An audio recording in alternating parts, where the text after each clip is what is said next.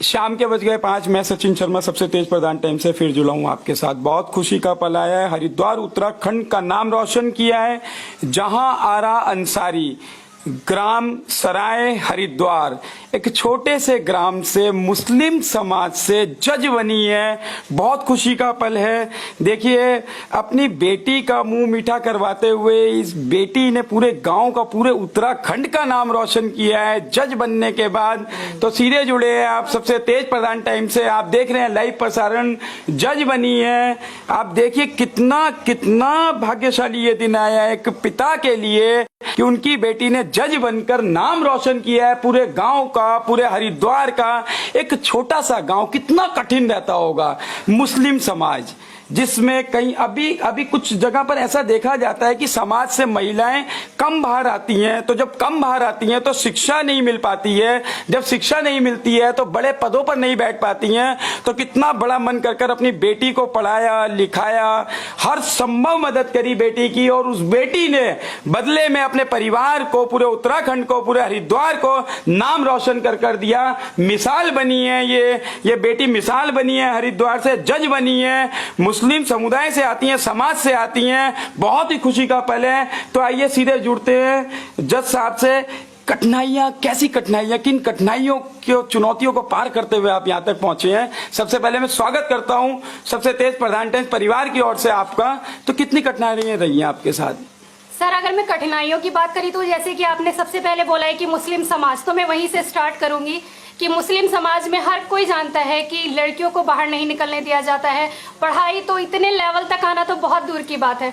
तो मैं सबसे पहले तो यही बोलूंगी कि फैमिली में क्या रिलेशन वाले जितने भी होते हैं, हर किसी ने, मेरे साथ मेरे फादर बैठे हुए हैं और ये मेरे भाई बैठे हुए हैं, पूरे फैमिली के सपोर्ट से आज मैं यहाँ पर हूँ। क्योंकि इन्होंने भी वही सब सुना है जो कि समाज में लोग बोलते हैं, अरे बेटी है, बेटी को क्यों पढ़ा रहे हो, कितना पढ़ाओगे, बेटी बन के क्या करेगी, दूसरे घर जाना है। लेकिन उसके बावजूद मेरी पूरी फैमिली ने मुझे इतना ज़्यादा सपोर्ट किया है और माशाल्लाह इन्हीं की वजह से मैं आज यहाँ तक पहुँची।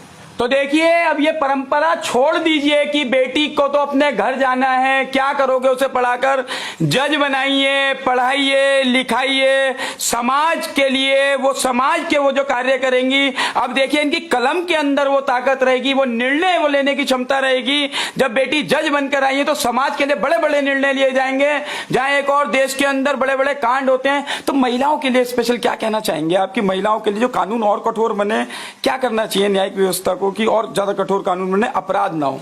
देखिए, अगर जैसे कि आप कानून की बात कर रहे हैं तो कानून तो ऑलरेडी बहुत ज्यादा कठोर है और अभी 2018 में बहुत ज्यादा अमेंडमेंट हुए हैं कानून के अंदर। कानून बहुत कठोर है। आपको अगर आप शिक्षा देंगे, शिक्षा का क्षेत्र एक ऐसा है कि हर इंसान का नेचर उससे चेंज हो जाता है। शिक्षा की कमी है हमारे देश के अंदर। तो मैं ये कहूँगी एक अच्छी एजुकेशन, एक अच्छे संस्कार आप अपने बच्चों को दीजिए ताकि इस जैसी परिस्थितियां महिलाओं के साथ देखने को ना मिले। तो देखिए, मुस्लिम समाज से आती हैं, आप जज बनी है और खुद ही कहा है कि आप शिक्षित करिए, बच्चों को पढ़ाइए लिखाइए, वो समाज के लिए कार्य करेंगे, आपके परिवार का नाम रोशन करेंगे, आपके देश का नाम रोशन करेंगे। जज बनने के लिए और जो आने वाली पीढ़ी जो है, यंग जनरेशन, उन्हें क्या करना चाहिए?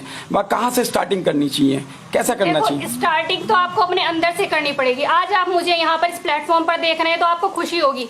आप कहेंगे अरे उसकी बेटी देखिए जज बनी है, उस बिटिया को देखिए, लेकिन वो बिटिया कैसे बनी है आपको ये समझना होगा। आपको सपोर्ट करना होगा अपने बच्चों के। और हर बच्चे से मैं ये कहना चाहूंगी कि आप ये चीज दिखाइए अपने पेरेंट्स को कि आपके अंदर भी प्रतिभा है, अगर ये कर सकती है तो हम भी कर सकते हैं। तो इंशाल्लाह आपको कामयाबी मिलेगी, फैमिली आपको सपोर्ट करेगी और आप अपना जज्बा दिखाइए और इंशाल्लाह आप भी यहाँ तक पहुंचेंगे। निश्चित ही अब आप उस न्यायिक व्यवस्था में आ गए हैं कि कोई पक्षपात नहीं रहेगा।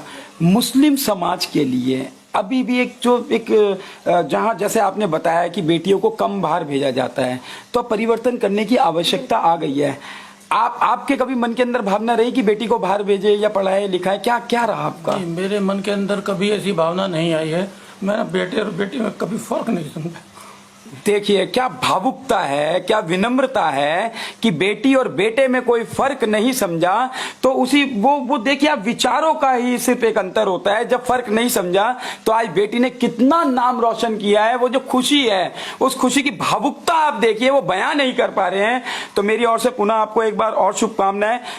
जो आने वाली पीढ़ी है, अभी जो यंग जनरेशन जो है, पढ़ाई के लिए उन्हें क्या करना चाहिए? कितने घंटे तक उन्हें कम से कम पढ़ाई करनी चाहिए?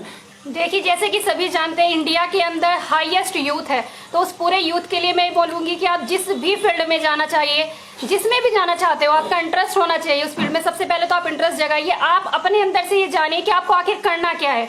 जो चीज आपको करने है पूरी लगन और मेहनत से करिए। देखो टाइम क्या है, हर किसी के लिए अलग होता है, हर किसी का शेड्यूल अलग है। अपने अकॉर्डिंग आपको नाइट में मिलता है, आपको डे में मिलता है, आपको टाइम निकालना पड़ेगा। कोई भी चीज इजी नहीं है और कोई चीज बहुत टफ भी नहीं है। अगर आपने मन से ठान लिया है तो टाइम आपको देना पड़ेगा। वही हर किसी का अपना है 8 to 10 आवर, 11 to 12 ये तो आपको देना ही पड़ेगा। इससे कम में बिल्कुल भी काम नहीं चलेगा। तो देखिए, बहुत बड़ी उपलब्धि है मुस्लिम समाज से आकर इतना पढ़ना लिखना, बाहर जाना, मेहनत करना, परिवार का पूरा सहयोग मिला है। उनके भाई मेरे साथ जुड़े हैं, उनके पिता मेरे साथ जुड़े हुए हैं। इन परिस्थितियों में अपनी बेटी को, अपनी इज्जत को देखते हुए उन्होंने पढ़ाया लिखाया, मान सम्मान दिया और उस बेटी ने 4 गुना कर लौटाया।